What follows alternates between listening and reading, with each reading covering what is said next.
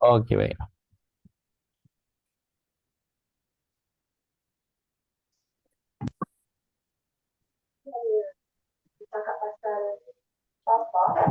Liqaum ya'lamun, bagi kaum yang sebutkan ain lam mim ilmun, iaitu bagi kaum yang mereka apa? Mereka nak belajar sampai mereka tahu. Mereka nak belajar sampai mereka tahu. So belajar dia sampai dia faham dan dia tahu mengenai perkara tersebut. Maka pada orang yang dia tidak bersedia untuk belajar atau tidak meluangkan masa untuk belajar, maka apa yang akan berlaku? Yang akan berlaku ialah, pertama, hukum-hukum Allah ni dia tidak jelas. Dia tidak dia tidak jelas.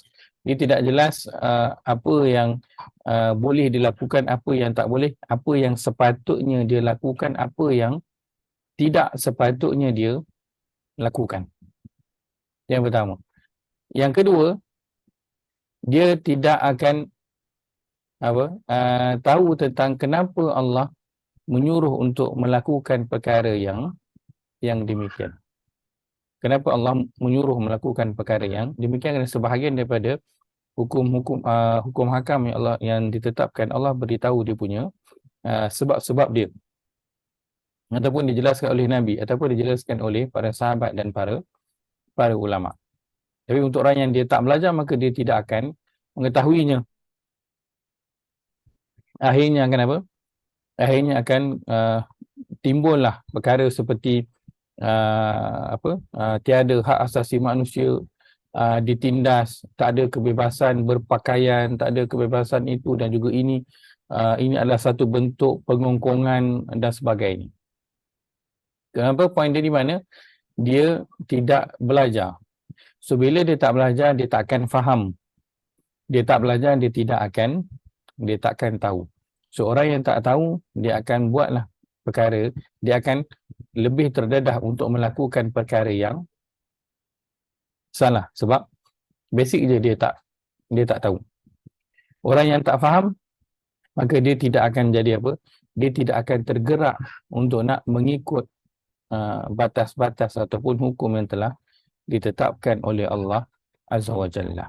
Maka semuanya Allah dah siapkan dalam Al-Quran, dalam agama ini, setiap satunya ada cara-caranya, ada hukum hakamnya.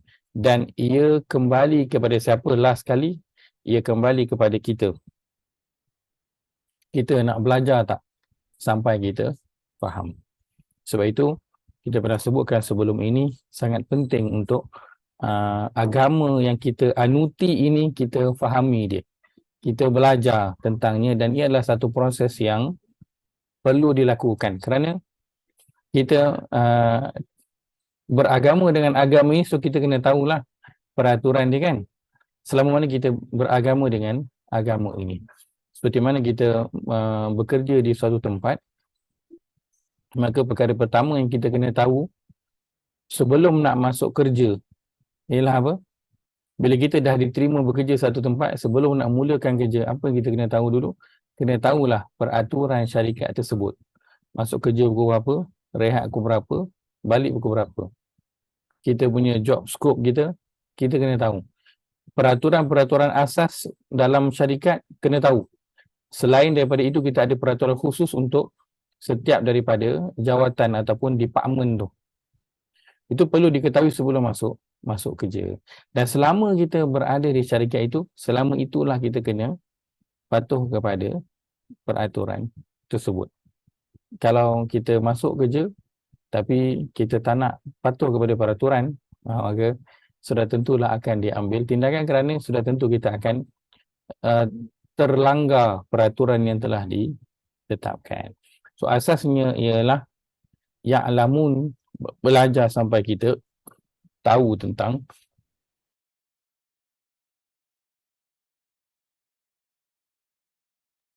apa yang telah ditetapkan oleh Allah Azza wa Jalla dalam agama ini. Maka nanti soalannya adalah bukannya maksud dia pada Allah, tetapi soalannya adalah pada kita, kerana bahagian Allah Azza wa Jalla Allah dah selesaikan, iaitu menjelaskan pada kita, dan bahagian kita sekarang ini untuk kita terus belajar tentang agama ini.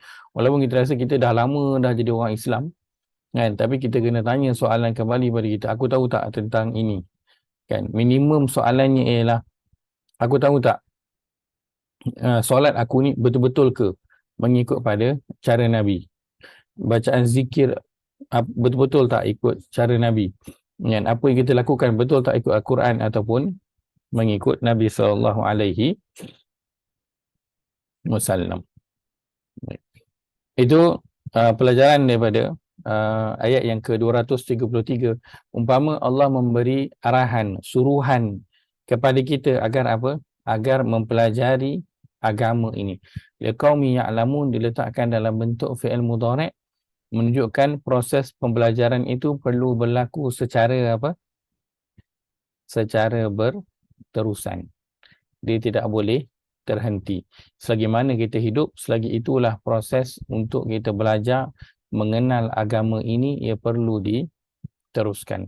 Kita lihatlah saja, bila kita belajar untuk nak faham Quran, kan, berapa banyak masa yang kita perlukan sebenarnya untuk nak faham Al-Quran ini. Tak termasuk lagi dengan perkara-perkara yang lain yang Nabi SAW sebutkan dalam hadis. So, ia adalah satu proses yang berterusan yang perlu kita lakukan bersama-sama selagi mana kita hidup.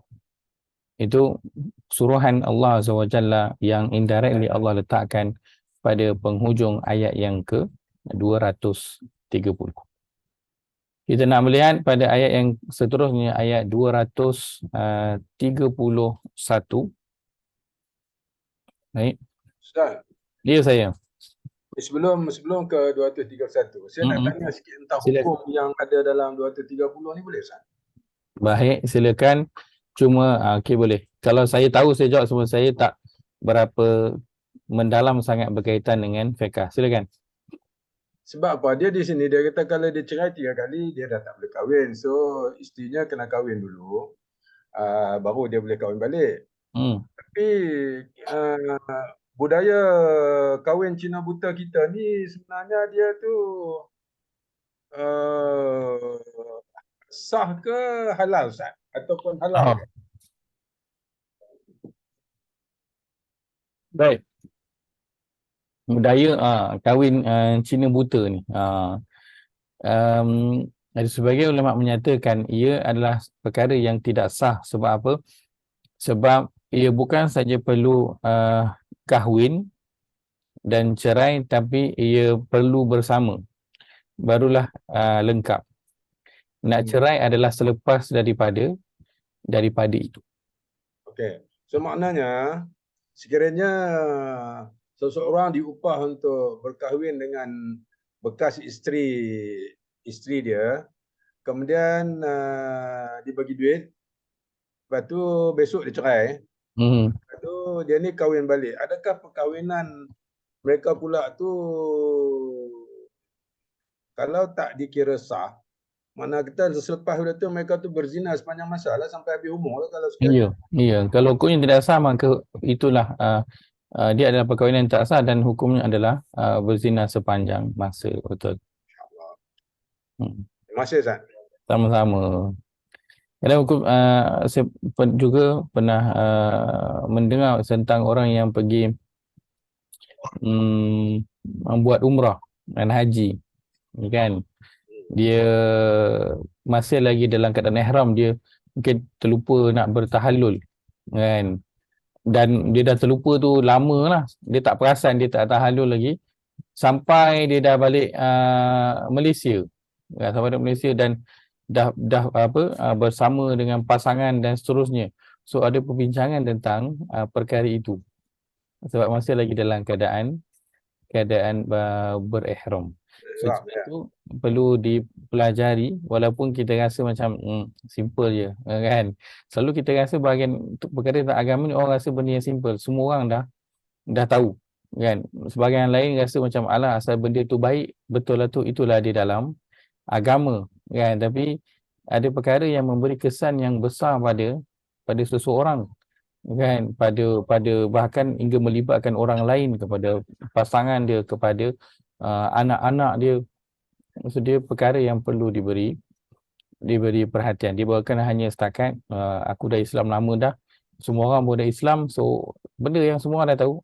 Sebab tu kalau perihal agama, semua orang nak bercakap, semua orang boleh nak memberikan pendapat masing-masing. Sebab itu hari ini kalau siapa di Selangor, khutbah Jumaat ni adalah tentang fatwa. Tentang fatwa. Menghargai fatwa yang dikeluarkan, sebab ia bukannya mudah dan bukannya setiap orang boleh nak suka-suka je cakap tentang agama ini. Pasti dia akan jadi kacau bilau. Dan itulah situasi yang kita lihat sekarang kan di media sosial, kacau bilau habis bila orang mula bercakap di luar pengetahuan dia. Bukan kita tak bagi orang bercakap, boleh bercakaplah, asalkan kita bercakap di atas landasan ilmu. Dan perkara yang sama juga kita alami waktu PKP dulu, bila semua orang ketika itu jadi pakar perubatan, ada jadi pakar ekonomi, ada jadi pakar barangan keperluan di Malaysia. Akhirnya apa? Kelang kabut jadinya. Macam-macam pendapat yang keluar. Maka lebih teruk lagi perkara tersebut jika dilakukan dalam konteks hukum hakam dalam agama ini. Ustaz, nak tanya sikit Ustaz. Ya, saya. Masa saya terkeluar tadi, Ustaz continue recording ke macam mana? Ya, saya rekod dia. Tu tengok dia punya signal tu lain. Sebab tadi on off tu saya record lah. Sekarang Ustaz rekod ya? Okey. Baik. Ustaz continue lah. Kita melihat ayat yang ke-231. Ayat yang masih berbincang tentang talak juga. Saya bacakan untuk ayat ini panjang sikit, saya bacakan terjemahannya sahaja. Saya minta Jaya baca terjemahan boleh tak? Jaya baca terjemahan sedap sikit. Silakan Jaya, terjemahan ayat 231. Baik Ustaz. Dan apabila kamu menceraikan isteri-isteri kamu, kemudian mereka hampir habis tempoh iddahnya, maka bolehlah kamu pegang mereka, rujuk dengan cara yang baik atau lepaskan mereka dengan cara yang baik.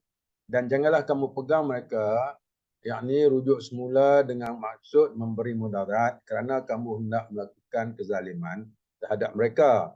Dan sesiapa yang melakukan demikian, maka sesungguhnya dia menganiaya dirinya sendiri.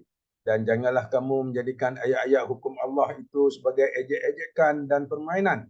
Dan kenanglah nikmat Allah yang diberikan kepada kamu. Dan kenanglah apa yang diturunkan kepada kamu, iaitu kitab Al-Quran dan ilmu hikmah, untuk memberi pengajaran kepada kamu dengannya. Dan bertakwalah kepada Allah, serta ketahuilah sesungguhnya Allah Maha mengetahui akan tiap-tiap sesuatu. Baik, jazakallah khairah Jaya. Kita terjemahan. Ya, saya silakan Yusham. Boleh saya tanya sebelum Ustaz explain? Silakan. Senang sikit. Rujuk ni Ustaz, adakah dia cakap rujuk ke, dia kena akad nikah balik ke, atau ke dia kena mesti ada something peraturannya cara mana dibuat? Ya, betul. Rujuk jika masih dalam tempoh iddahnya, maka dia tak perlu memperbarui akad nikahnya itu. Dia tak perlu memperbarui akad nikah. Yang selepas tempoh iddah itu yang perlu diperbarui akad nikahnya itu.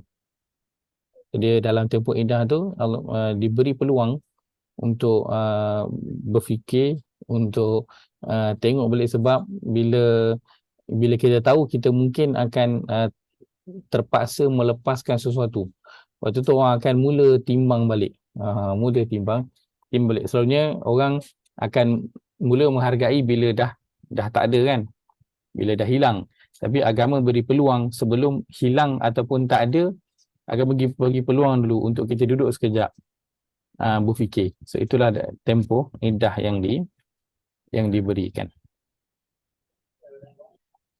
Baik, dan apabila kamu menceraikan isteri-isteri kamu, kemudian mereka hampir habis tempoh iddahnya, maka bolehlah kamu pegang mereka, rujuk dengan cara yang baik atau lepaskan mereka dengan cara yang baik. Mungkin kita bukan nak bercerita mendalam sangat tentang talak inilah, tapi dalam ayat ini, walaupun ceritanya tentang talak, kita nak juga mengambil pelajaran-pelajaran untuk kita secara umumnya, walaupun ia apa tu, mungkin kita rasalah saya tak bercerai dan sebagainya lah kan, kita tak tahu ke depan masanya bagaimana, akan tetapi kita nak ambil kerana pada setiap pelajaran, setiap ayat itu akan ada pelajaran. Allah sebutkan di sini, fa'amsikuhunna bima'rufin aw sarrihuhunna bima'ruf. Ya, bolehlah kamu pegang mereka dengan cara yang baik atau lepaskan mereka dengan cara yang baik. So pegang mereka, iaitulah fa'amsikuhunna, nak teruskan perhubungan tersebut, maka peganglah mereka dengan cara yang baik. Maka jika tidak, lepaskanlah mereka juga dengan cara yang baik. Boleh pelajaran bagi kita bahawa apa pun yang kita nak lakukan, agama mengajar kita agar melakukannya dengan cara yang baik. Bila sebut fa'amsikuhunna, ialah sesuatu yang kita nak. So bila sesuatu yang kita nak, selalunya kita akan apa? Menghargai perkara tersebut. Akan tetapi ia lebih susah untuk melakukan perkara yang sama pada perkara yang kita dah tak nak ataupun perkara yang kita dah tak suka. Ingatkan, lepaskan mereka dengan cara yang baik. Lepaskan, maksud kita dah tak nak dah. Kita dah tak suka. Dan nak melakukannya dengan cara yang baik, itu adalah ada cabarannya.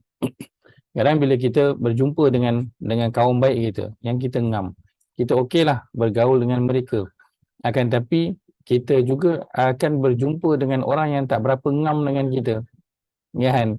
Tak boleh masuk dengan kita, ataupun yang kita tak berapa suka kadang-kadang, kan? Tetap kita diperintahkan untuk apa? Bima'ruf, bergaul dengan cara yang baik, memberikan yang terbaik pada perkara yang kita suka dan perkara yang kita tidak suka. Sebab itu Nabi Muhammad SAW, hatta pada makanan, Nabi kalau suka satu makanan, Nabi akan buat apa? Makanlah, dah suka, makanlah. Kalau Nabi ada yang tak berapa suka pada makanan tersebut, apa yang Nabi lakukan? Nabi tak cakap apa-apa. Bukan komplain tak sedap, masin, tak kena tu, tak kena ni, tak kena selera. Contohnya kan, dengan tengok muka pun dah tahu dah muka dia yang tak suka. Maka Nabi melepaskan makanan yang tak digemari itu dengan cara yang baik. So, untuk berbuat baik pada perkara yang kita tak suka, itu perkara yang mencabar, dan Allah ingatkan untuk melepaskan sesuatu, lepaskanlah ia dengan cara yang baik, walaupun mungkin orang tu dah buat tak baik dengan kita, ataupun sesuatu benda tu terjadi yang tak baik pada kita, tetap kita menghadapinya dan melepaskannya dengan cara yang baik. Ini suruhan daripada Allah Azza wa Jalla. Kemudian Allah sebutkan, wala tumsikuhunna dhiraran lita'tadu, dan janganlah kamu pegang mereka dengan maksud memberi mudarat. Janganlah, ini masuk dalam bentuk apa? Larangan Allah Azza wa Jalla kepada para suami, dia merujuk kembali wanita ataupun isteri dia kerana nak beri mudarat. Sama ada supaya kau tak bebas, kau kena masih lagi duduk dengan aku.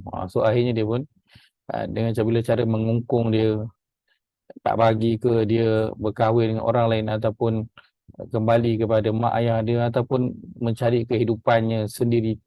Tak nak. Adalah perkara yang nak dia lakukan.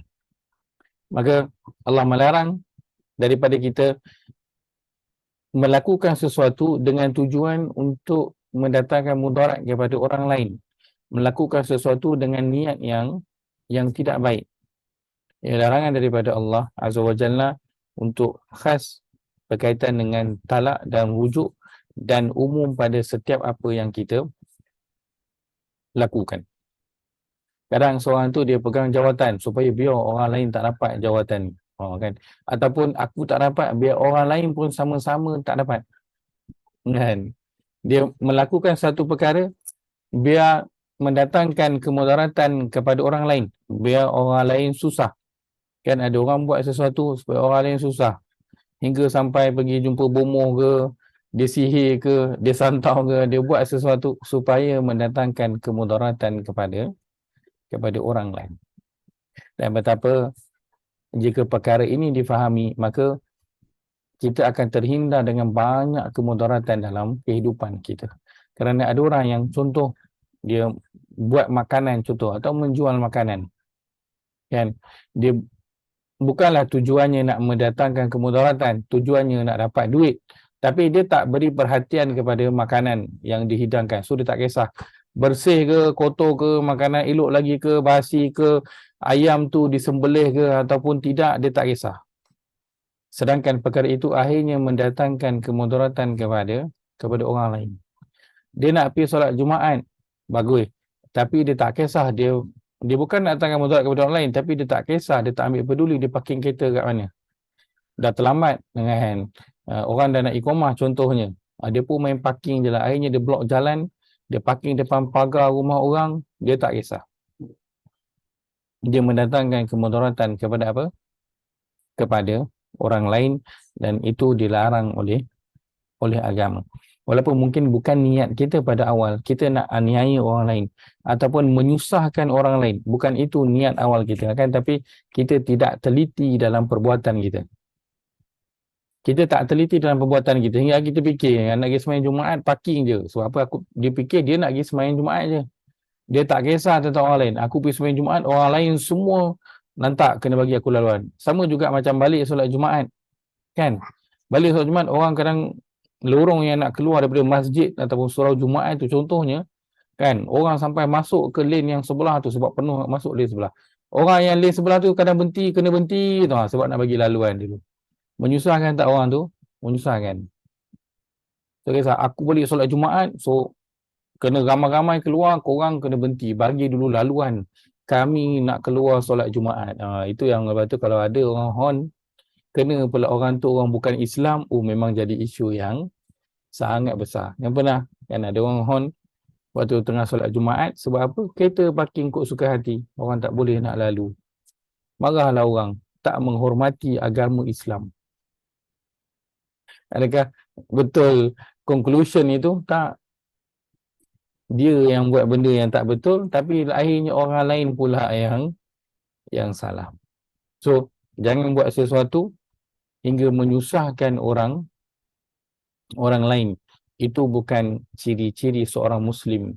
Nabi SAW sebutkan al-muslimu man salimal muslimuna min lisanihi wa yadihi.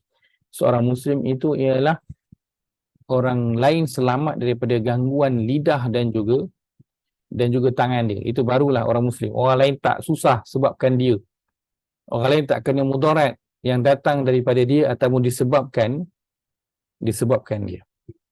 Itu larangan daripada Allah Azza wa Jalla agar kita jangan buat sesuatu dengan niat untuk mendatangkan mudarat kepada orang lain ataupun nak menyusahkan orang lain. Kadang kita kadang simple je pergi kedai, orang lambat ambil order ataupun order lambat siap. Akhirnya bila makanan dah sampai, kita pun saya tak nak, saya nak cancel order. Sian orang tu dah siapkan makanan dah, kan? Sebab dia terlambat sampai ordernya ke, ataupun waktu ambil order muka ketat ke, kan? Kita order lepas tu dah kita cancel, dia dah masak dah. So larangan daripada Allah Azza wa Jalla agar jangan buat sesuatu dan menyusahkan orang lain. Ustaz, Yes, sorry nak interrupt sikit pasal benda ni kan. Saya macam dulu pernah terbaca zalim lelaki adalah seorang lelaki yang dia tidak mahu melepaskan isterinya, tapi dia dengan isterinya tapi dia tak memberi nafkah batin. dia tak menggaulinya. Tapi dia tak nak lepaskan. Saya baca itu macam potong hadis, makna dia macam tu, tak silap saya. Zalim-zalim manusia adalah lelaki yang tu, yang macam tu. Betul ke ada hadis tu? Baik. Ayat Quran ni. Dan dia kata mereka menzalimi dirinya sendiri, kata dia. Ya, selepas itu sebut wa may yaf'al dzalika faqad zalama nafsah.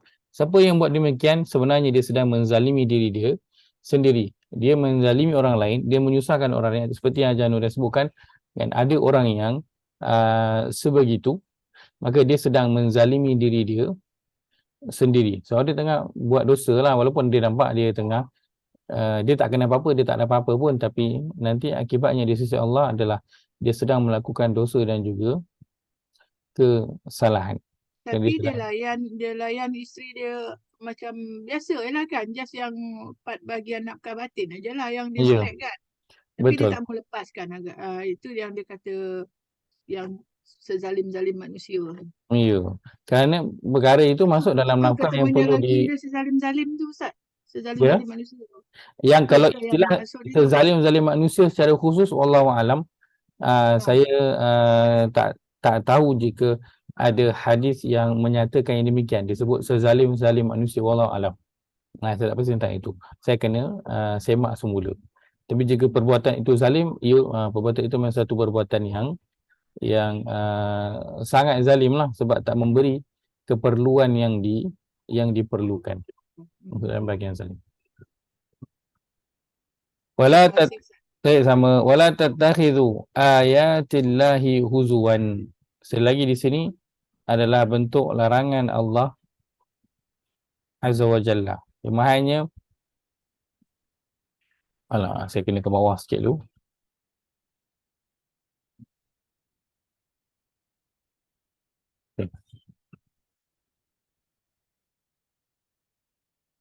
Dan janganlah kamu menjadikan ayat-ayat hukum Allah itu sebagai ejek-ejekan ataupun permainan.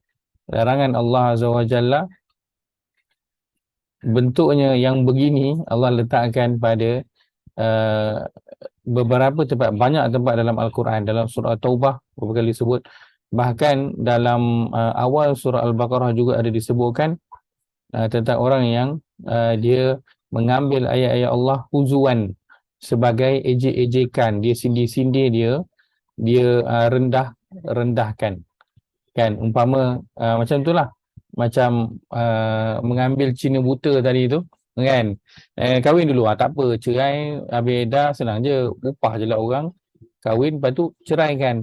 Itu masuk pada bahagian apa, mempermain-mainkan hukum-hukum Allah, ketetapan Allah Azza wa Jalla, dan ia masuk pada larangan Allah Azza wa Jalla.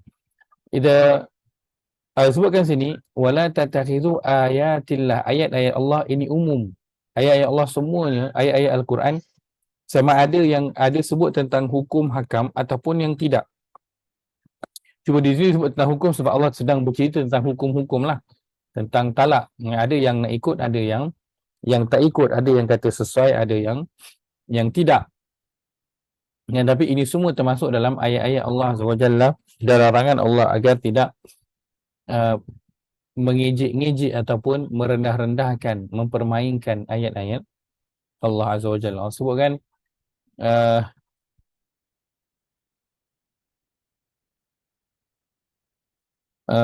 dalam surah At-Taubah,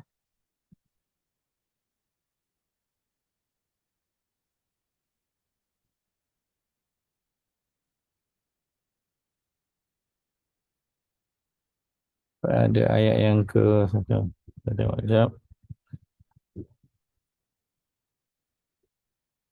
ayat yang ke-65.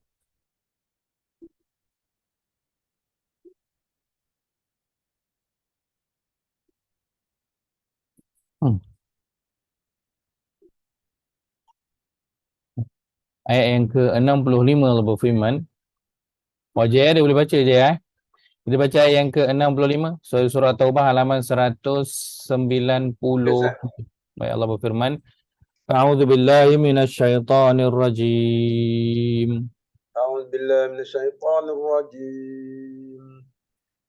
ولئن سألتهم ليقولن إنما كنا نخوض ونلعب ولئن سألتهم ليقولن إنما كنا نخوض ونلعب قل أبالله وآياته ورسوله كنتم تستهزئون قل أبالله وآياته ورسوله كنتم تستهزئون لا تعتذروا قد كفرتم بعد إيمانكم لا تعتذروا قد كفرتم بعد إيمانكم إن نعف عن طائفة منكم نعذب طائفة إن نعف عن طائفة منكم نعذب طائفة بأنهم كانوا مجرمين نعذب طائفة بأنهم كانوا مجرمين. Terjemahan. Dan jika engkau bertanya kepada mereka tentang ejekan-ejekan itu, tentulah mereka akan menjawab, sesungguhnya kami hanyalah berbual dan bermain-main. Katakanlah, patutkah nama Allah dan ayat-ayatnya serta Rasulnya kamu memperolok-olok dan mengejeknya? Janganlah kamu berdalih dengan alasan-alasan yang dusta kerana sesungguhnya kamu telah kufur sesudah kamu melahirkan iman. Jika kami maafkan sepuak dari kamu kerana mereka bertaubat, maka kami akan menyeksa puak yang lain kerana mereka adalah orang-orang yang terus bersalah. Baik. So adakah dengan nama Allah, ayat-ayat Allah dan dengan Rasul sallallahu alaihi wasallam kamu nak bermain-main, memperolok-olok, nak ejek-ejek ataupun nak merendah-rendahkan? Allah kata la ta'tadhiru. Tak ada keuzuran, tak ada alasan yang akan diterima. Qad kafartum ba'da imanikum, kamu telah kufur setelah iman, maksudnya telah keluar daripada agama. So perihal apa? Bermain-main dengan ayat-ayat Allah Azza wa Jalla, itu bukan satu perkara yang kecil, walaupun kalau kita lihat di sini Allah kata wala tattakhizu ayatillahi huzwa. Bunyinya macam biasa je, dan janganlah kamu menjadikan ayat-ayat Allah itu sebagai ejek-ejekan, macam tu je. Tapi kesannya adalah apa? Ia akan menjadikan seorang itu terkeluar daripada agama. Dia bukan lagi kufur yang masih dalam agama, masih lagi Islam. Sebab kita ada kufur yang tak terkeluar daripada Islam dan kita ada kufur yang terkeluar daripada agama Islam dan merendah-rendahkan, mempermain-main, mengejek-ejek ayat-ayat Allah. Itu termasuk dalam kekufuran yang terkeluar daripada agama ini. So bayangkan kalau orang itu dia melakukan yang demikian dan dia berkeluarga di Islam, tapi dia dah ada keluarga, kemudian bersama dengan pasangan, dengan isteri dia, dapat pula anak, sedang dia telah murtad, terkeluar daripada agama. Besar tak kesan dia? Besar. Itu tak termasuk kalau dia menjadi wali untuk perkahwinan anak dia, maka perkahwinan tersebut tidak sah kerana dia tidak layak untuk menjadi wali. So kesan dia besar. Dengan dia buat apa? Mengejek-ngejek ayat Allah. Mengatakan adakah masih relevan Al-Quran ini? Al-Quran ni kuno, Al-Quran ini itu, Al-Quran ini kan, yang ni bolehlah, yang ni tak, kan. So itu masuk dalam bentuk mempermainkan ayat-ayat Allah. Dan juga Nabi SAW, apa yang baginda lakukan daripada sunnah baginda, maka kesannya adalah sangat besar. So ini larangan Allah Azza wa Jalla, bunyi simple tapi kesannya adalah sangat-sangat besar. Kemudian Allah sebutkan wadhkuru ni'matallahi alaikum wa ma anzala alaikum minal kitabi wal hikmati dan kenanglah nikmat Allah yang diberikan kepada kamu, dan kenanglah apa yang diturunkan kepada kamu itu kitab Al-Quran dan hikmah. Yang pertamanya sebab apa? Wazkuru ni'matallahi alaikum, min ayat suruhan daripada Allah Azza wa Jalla. Kita pernah jumpa tak ayat ni? Pernah jumpa. Kat mana? Kali pertama dulu kita jumpa pada surah Al-Baqarah lah, surah ni lah. Tapi pada awal ketika Allah memberitahu kepada Bani Israel, ya Bani Israel, uzkuru ni'mati allati an'amtu alaikum. Bani Israel, kenallah nikmat yang aku berikan kepada kamu. Baik. Kita sampai pada ayat ini lagi, bentuknya suruhan daripada Allah Azza wa Jalla. Dan perkataan uzkuru, ia mengandungi dua perkara. Yang pertama, ingat. Yang kedua ialah sebut. Kenapa Allah menyuruh kita untuk ingat dan sebut nikmat-nikmat yang Allah telah kurniakan kepada kita? Kerana bila kita ingat nikmat Allah, apa yang akan berlaku pada kita? Contoh, bila kita ingat jasa seseorang pada kita, orang tu tolong kita waktu kita susah dulu, apa kesannya antara kita dengan dia? Apa kesan dia? Orang tu pernah tolong kita waktu kita susah dulu. Apa kesan dia? Kita dengan dia, kita akan lebih hormat tak dia? Kita akan lebih hormat dia. Bila jumpa dia, kita akan buat tak tahu, buat tak kenal juga, ataupun akan tegur dia. Kita akan tegur. Dan bila kita bercakap dengan dia, kita akan cakap dengan penuh perhatian, dengan suara yang lembut, ataupun kita akan macam apa, cakap macam dengan orang yang kita tak kenal, cakap pun suaranya tinggi. Kita akan apa? Lebih menghargai orang tu sebab apa? Dia dah tolong kita. So kita dengan dia dah lain. Kalau dulu mungkin kita ada ramai kawan, tapi dengan kawan kita yang ada waktu kita susah, yang tolong waktu kita susah, itu kita akan ada rasa special connection, betul tak? Kita ada special connection sebab dia tolong kita waktu kita susah, dia ada waktu kita susah. Sebab itu Allah suruh kita ingat nikmat yang Allah telah berikan pada kita. Allah suruh kenang nikmat yang Allah telah berikan kepada kita. Kenapa? Kerana dengan itu kita akan lebih menghargai Allah Azza wa Jalla dan lebih taat dan patuh kepada Allah. Kita akan melayan Allah Azza wa Jalla dengan lebih baik. Bila kita ingat yang Allah dah banyak kali tolong kita. Bila kita ingat Allah dah banyak kali bagi kita macam-macam yang kita minta dan juga yang kita tak minta. Maka kesannya apa?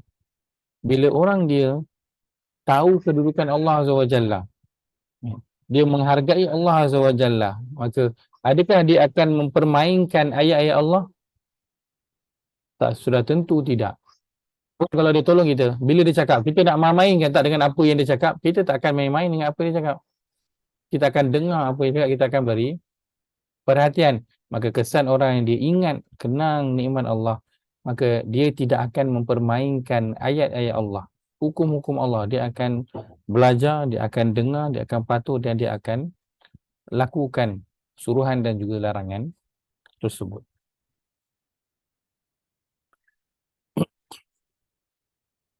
Dan pada setiap peraturan yang Allah telah tetapkan, akan lebih mudah untuk seseorang itu patuhi bila dia, pada diri dia, Allah itu tinggi.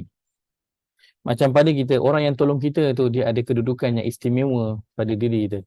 So, Allah bila dia ada kedudukan yang istimewa pada diri seseorang, maka orang tu akan dengar dan patuh kepada Tuhan tersebut. Itulah suruh kita ingat nikmat yang Allah telah berikan kepada kita. Wazkuru juga bermaksud sebut. Sebut ni apa? Sebutlah apa yang Allah dah berikan kepada kita. Kerana kadang-kadang, kenapa dia perlu sebut? Kenapa dia perlu sebut sebelum tu? Kenapa perlu sebut? Kerana sebut, bila sebut kita akan lebih apa? Kita akan lebih sedar. Bila sebut, kita akan lebih sedar. Bila kita sebut, ya Allah, terima kasih ya Allah atas nikmat udara yang kau berikan. Kita memang menghirup udara daripada kita lahir sampai ke hari ini. Tak pernah sekali pun yang kita nak sedut oksigen ni tiba-tiba tak ada. Kan? Kadang kalau naik ke terbang tu, adalah juga waktu yang air pocket kan. Tak. Kan? Terjatuh sikit. Kan? Kapal terbang tu sebab tak ada udara kan. Tapi kita tak pernah lagi kita sedut, nak sedut udara, tak ada. Tiba-tiba tak ada. Tak pernah. Tapi pernah tak kita ucapkan terima kasih kepada Allah atas nikmat kita boleh bernafas hingga ke hari ini? Bila kita sebut, maka kita akan lebih sedar tentang nikmat itu. Dan kita akan lebih menghargai nikmat itu dan juga sang pemberi nikmat. Walaupun udara ini semua orang dapat.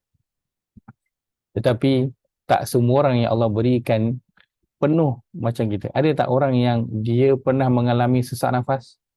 Susah nak bernafas? Ada. Nak bernafas, udara ada tapi nak tarik tak sampai. Ada tak? Ada. Kita Allah tak beri lagi yang mungkin merasai situasi yang demikian. Atau kalau pernah rasa pun kita masih lagi boleh terus hidup dan terus boleh bernafas. Dan kita tak pernah diminta bayaran untuk perkara itu. Orang kalau nak beli tong oksigen, nak bawa balik rumah. Hospital bagi free ke? Tak ada. Tak ada yang nak bagi free. Dia suruh bayar lah dengan tong, dengan isi tong tu sekali dia suruh bayar. Kan? Minyak Allah bagi free. Tapi sebab manusia yang proses, jadilah kena bayar. Gas pun sama. Allah bagi percuma. Tapi bila manusia yang uruskan, dia akhirnya perlu dibayar. Tapi Allah tak pernah minta apa pun bayaran daripada kita. So bila kita sebut, ya Allah, terima kasih nikmat aku boleh bernafas, ya Allah. Hingga hari ini. Bila disebut, kita akan lebih menghargai nikmat itu dan juga kepada Tuhan yang memberi nikmat. Kita sebut, ya Allah, terima kasih, ya Allah. Aku boleh memandang, boleh melihat lagi hari ini. So aku boleh tengok ahli keluarga, masih lagi boleh tengok anak-anak, boleh tengok kawan, boleh membaca, boleh tengok banyak benda yang best, benda yang cantik-cantik. Terima kasih, ya Allah, untuk nikmat pandangan ini. Jadi kita sebut, kita akan lebih rasa sayu dan menghargai nikmat tersebut. Tapi kalau kita tak sebut, kita akan rasa ia adalah benda yang biasalah, bangun pagi, buka mata, boleh nampak. So itu Allah suruh sebut. Allah suruh kita sebut dan sebutlah. Sebutlah nikmat yang Allah telah berikan kepada kita. Dan kalau katakan kita, contohlah pasangan ke dengan anak-anak ke kan, ada perselisihan faham. Kan? So cuba kita mulakan berbincang. Dan sebelum berbincang tu, kita mulakan pertemuan tu, sembang-sembang tu dengan orang selalu gunalah kan, apa dia? Ucap terima kasih dulu. Hari ini saya nak berterima kasih dengan ayah. Anak pun kata, terima kasih ayah sebab rajin, sebab bersungguh-sungguh cari duit. Terima kasih mak sebab menjaga saya. Terima kasih kakak sebab ni. Terima kasih abang sebab ni. So, kita pun kata terima kasih yang cakap kat isteri kan. Terima kasih adik, terima kasih kakak, terima kasih Alung. Kita cakap begitu dengan anak-anak kita. Percayalah. Kita cakap tu benda yang simple je. Simple je. Ucapannya hanya anak berterima kasih sebab menghargai kita keluar cari duit siang malam. Susah, penat-penat bagi keluar cari duit. Ucapannya simple. Hanya anak cakap terima kasih kepada mak sebab mak tolong basuh baju dia, tolong masak untuk dia. Suami cakap terima kasih kat dia. Simple je sebab tolong uruskan anak-anak dan rumah. Simple je. Hanya satu daripada banyak perkara yang dibuat. Tapi percayalah, kesannya besar kepada setiap orang tu. Dengan apa? Kita sebut. Kesannya besar. Kita akan lebih menghargai dan orang akan lebih rasa dihargai. So itu dia perlu sebut. Nikmat yang Allah berikan pada kita. So bila kita sebut nikmat-nikmat Allah ini, secara automatiknya juga apa yang telah hilang daripada kita ataupun apa yang belum lagi kita dapat, kita tak akan rasa benda tu besar sangat. Not a big deal kalau Allah tak bagi kita. Kalau kita belum ada duit yang banyak kan, kita duk minta benda tu dan kita tak dapat, kita tak kisah sangat. Allah bagi okey, Allah tak bagi pun tak apa. Sebab kita sedang sibuk menyebut nikmat-nikmat yang Allah berikan kepada kita. So sebut nikmat. Allah kata wazkuru ni'matallahi. Perkataan nikmat adalah kan maknanya nikmat, dan kita telah sebutkan juga sebelum ini ada juga perkataan nikmat yang lain dalam Al-Quran membawa maksud yang sama. Perkataan apa? Dalam surah Ar-Rahman perkataannya ala, kan? Fa bi ayyi ala'i rabbikuma tukadziban. Maka dengan nikmat Tuhanmu yang manakah yang kamu dustakan? Ala juga diterjemahkan dengan nikmat. Perkataan nikmat juga diterjemahkan dengan nikmat, kan? Dan Allah suruh kita ingat dan sebut nikmah, bukan ala. Maksudnya apa? Apa bezanya? Nikmah, ala adalah satu bentuk pemberian yang diberikan secara umum kepada semua orang, bahkan kepada semua makhluk. Allah bagi nyawa kepada semua makhluk, manusia, binatang, tumbuh-tumbuhan. Allah beri udara sesuai dengan keperluan manusia, keperluan binatang dan juga keperluan tumbuhan. Allah beri makan kepada semua makhluk sesuai dengan manusia, binatang dan juga tumbuhan. Begitu juga dengan jin. Dan nikmat adalah bentuk nikmat yang Allah berikan khusus, pemberian kepada seseorang yang tidak diberikan kepada orang lain atau tidak diberikan kepada setiap orang. Nikmat Islam tak diberikan kepada setiap orang yang berada di atas muka bumi ini. Setiap orang Islam diberikan Al-Quran, tetapi tidak setiap orang diberikan nikmat boleh ada masa untuk baca Quran. Tidak setiap orang diberikan nikmat yang telah diberikan nikmat membaca Al-Quran itu, tidak setiap orang diberikan nikmat untuk faham Quran. So, kita ada nikmat demi nikmat yang Allah berikan kepada kita yang khusus. Maka inilah nikmat-nikmat yang kita nak ingat dan kita nak sebut-sebut. Sometimes kita take for granted perkara-perkara yang kita buat itu as tanggungjawab kita. So kita tak terucap thank you pada pasangan kita. An'amta Al-Fatihah, betul. Sebab itulah gunakan dalam surah Al-Fatihah perkataannya An'amta. Nikmat khusus yang diberikan. Betul, kadang kita rasa itu adalah memang tanggungjawab dia. Isteri jaga rumah, jaga anak. Suami keluar pergi kerja. Kita rasa itulah tanggungjawab dia. Tapi ada tak suami yang tak kerja? Ada tak isteri yang tak buat kerja rumah? Ada je. Ada tak anak-anak yang tidak beradab dengan mak ayah? Ada je.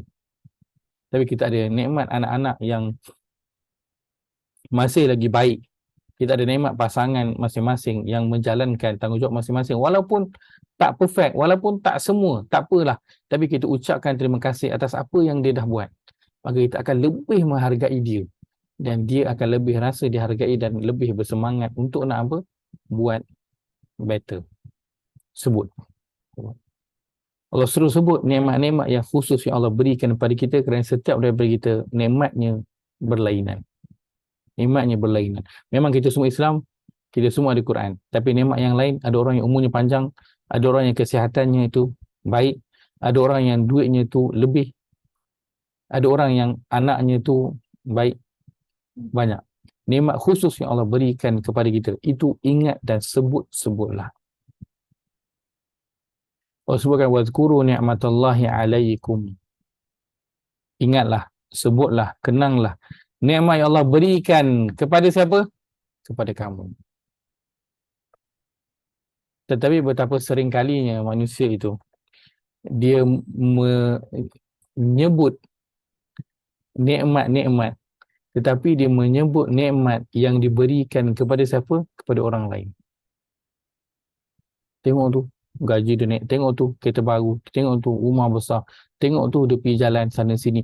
Tengok tu, dia beli barang baru. Tengok tu, dia makan situ. Tengok tu, tengok tu. Dia menyebut nikmat-nikmat, tapi dia menyebut nikmat yang ada ke orang lain. Dia bukan sebut nikmat yang ada dekat dia. Maka kesannya dia pandang dia tak ada apa. Saya tak ada apa. Saya ni tak ada apa-apa. Kan? Akhirnya keluarlah saya tak ada apa-apa. Sedangkan kalau dia, walaupun dia itu sedang duduk menjadi seorang gelendangan, tinggal bawah jambatan selai sepinggang, dan dia kata saya tak ada apa-apa. Orang datang jumpa dia, tanya, "Meh, tak ada duit kan? Meh sini. Saya nak beli sebelah biji mata tu dengan harga 10 juta. Nak jual tak?" Tak jual. Tapi dia kata saya tak ada apa-apa. Saya tak ada apa-apa dalam hidup ni. Sedang pada diri dia tu, berapa nilai pun tak tahu. Tak ternilai apa yang ada pada diri dia. Rahmat dan nikmat, apa bezanya Ustaz? Baik. Nikmat sesuatu pemberian. Rahmat adalah bentuk kasih sayang Allah Azza wa Jalla kepada seseorang. Bentuk kasih sayang Allah Azza wa Jalla pada seseorang. Ada orang yang Allah sayang, lalu Allah beri kepada dia nikmat. Ada orang yang Allah berikan kepada dia nikmat, tetapi dia kurang mendapat rahmat. Rahmat adalah bentuk perhatian yang Allah berikan kepada dia. Bentuk perhatian yang lebih yang Allah berikan kepada seseorang. So kalau ada orang berikan nikmat tapi dia tak dapat perhatian pada Allah, so akhirnya dengan nikmat itu dia jadi makin apa? Bukan makin dekat dengan Allah, tapi makin jauh daripada Allah Azza wa Jalla. Baik. Speak slowly tak apa, nanti boleh tengok rakaman. Itu good. Kalau tak ada rakaman tak tengok. Kan. Baik, Allah suruh kenang, Allah suruh ingat, Allah suruh sebut nikmat yang Allah berikan kepada siapa? Kepada kita, bukan kepada orang lain. So jangan duk sibuk sebut ingat apa yang Allah beri kepada orang lain. Ingat dan sebut apa yang Allah beri kepada kita. Dan khususnya nikmat yang Allah berikan, yang Allah suruh kita ingat dan sebut adalah apa? Minal kitabi wal hikmah.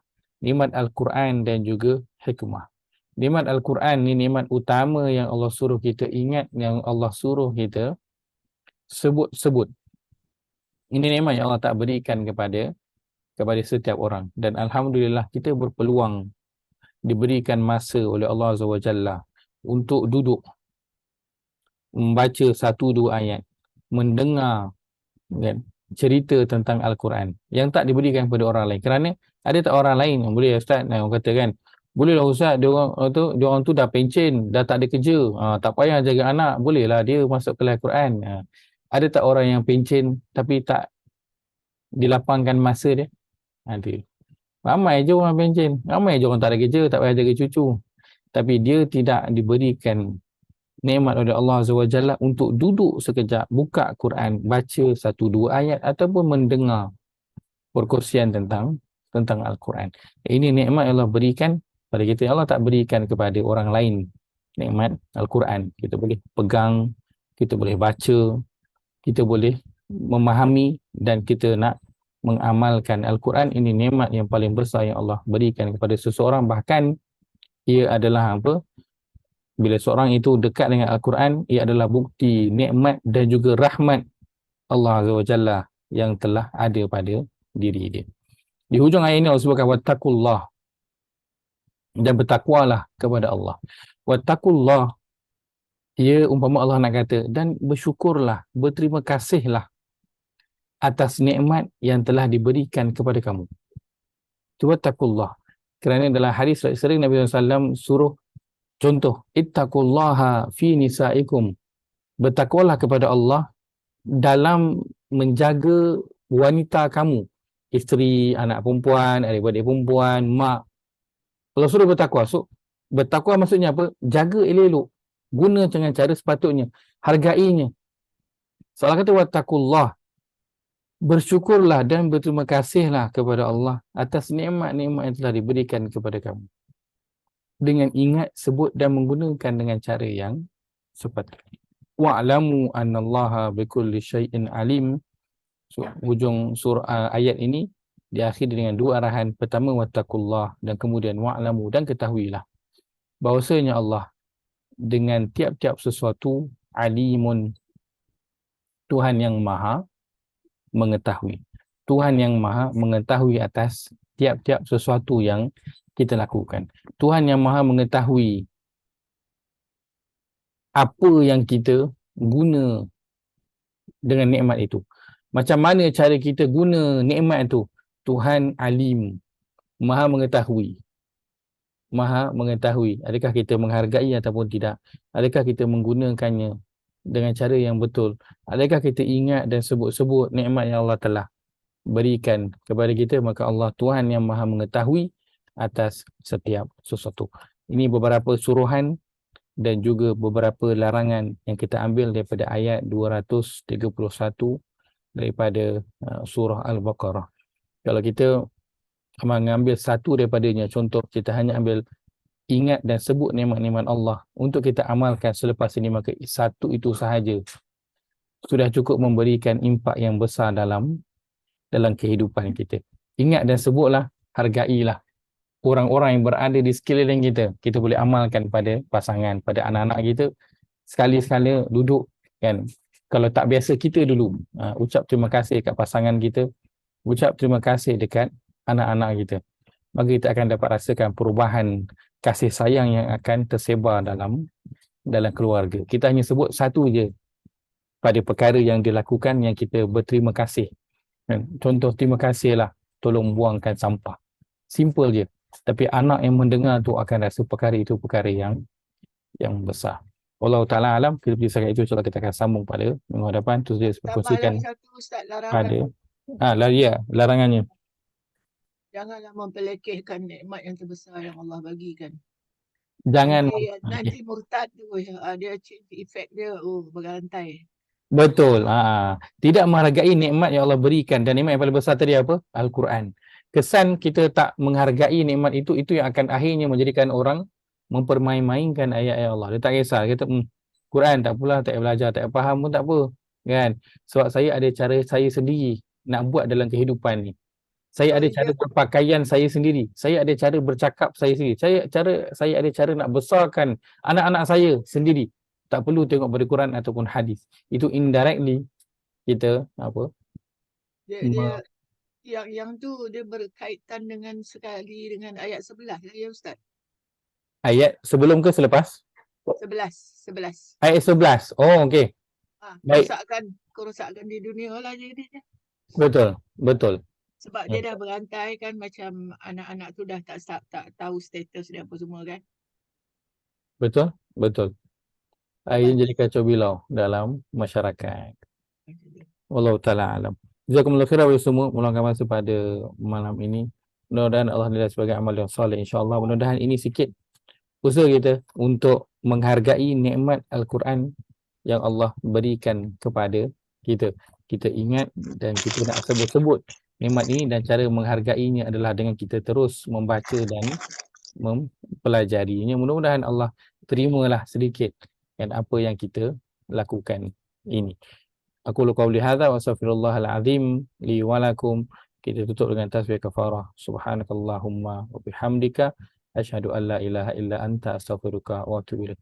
Jazakumullahu khairan semua meluangkan masa pada malam ini. Mudah-mudahan Allah SWT, masya-Allah, kemuliaan ni kita semua pun adalah nikmat daripada Allah Azza wa Jalla. Kita dapat berkawan sesama, kita berkenalan sesama kita. Ini nikmat yang khusus yang Allah berikan kepada kita, Allah tak berikan kepada orang lain. Jadi saya menghargai semua. Saya ucapkan terima kasih kepada semua kerana terus bersama-sama di sini dalam kelas ini. Kalau tak adalah kelas ini kalau saya seorang-seorang je kan. So, terima kasih kerana terus berada bersama-sama pada kelas kita. Terima kasih. Assalamualaikum warahmatullahi wabarakatuh. Waalaikumsalam. Sama-sama. Terima kasih Zat. Sama-sama. Barakallahu fiikum. Assalamualaikum warahmatullahi wabarakatuh.